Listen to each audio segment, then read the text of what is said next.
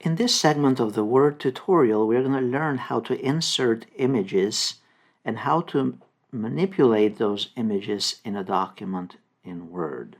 We assume now that we have this report and we want to enhance it. So we go here under Pictures. After we click on Insert, we choose Pictures. And then you can choose a picture from this device, which means your computer. You have to locate the picture, or stock images, or online pictures, where basically you have to be connected to the internet to download those pictures. So first we're going to apply an image from this PC. Go under either Pictures or go under Documents, wherever you have your picture. And let's say I want to use Office 365. Notice you can resize this image by using one of those handles on the corners. Click on it. Notice you have these tools that show up after we inserted the picture.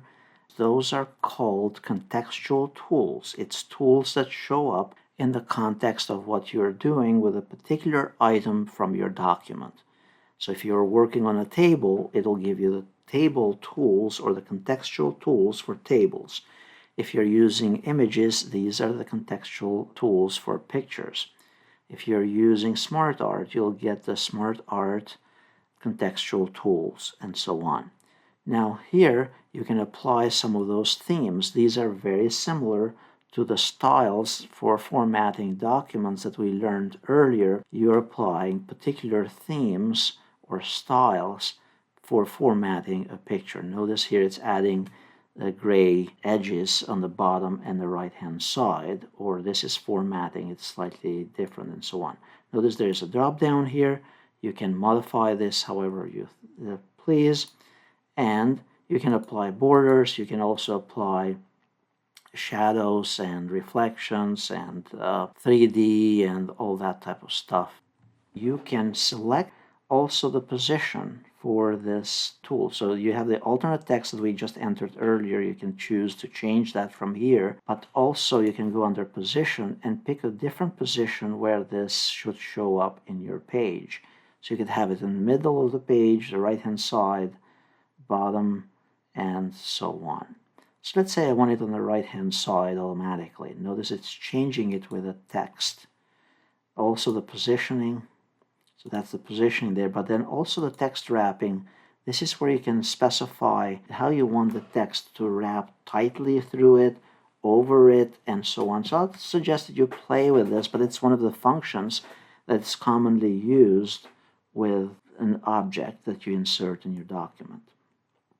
Under the wrapping of the text, we can actually change it so the text can come against it. So if we choose tight, notice we can make the text tightly fit around this image. If we wanted to crop this, just simply double click on it. You go under the crop tool, and then you move these handles. You can crop it from one of the handles in the bottom. Let's say I want to bring this up like that, and then this down. Or you could use the corner ones like that as well. And then once you're done with the cropping, you press crop again, and that will apply those cropping properties. Now, once you crop it, notice this doesn't look too great. You could go and apply a different style and then adjust it slightly. That's how it works for any objects that you insert, whether from the web or from your computer or any of those objects that you'll insert from here. Remember also one other thing under the image here. You can change and remove the background if you wanted. You can change the color. You can add artistic effects by applying these tools here in the color area.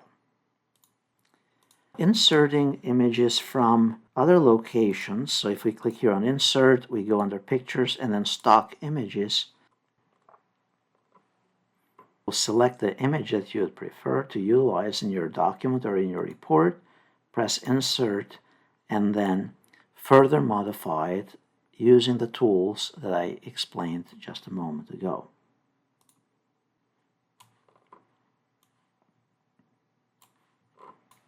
And then under Insert here, Pictures from Online, of course you have to be connected to the internet. Type what you want to search for.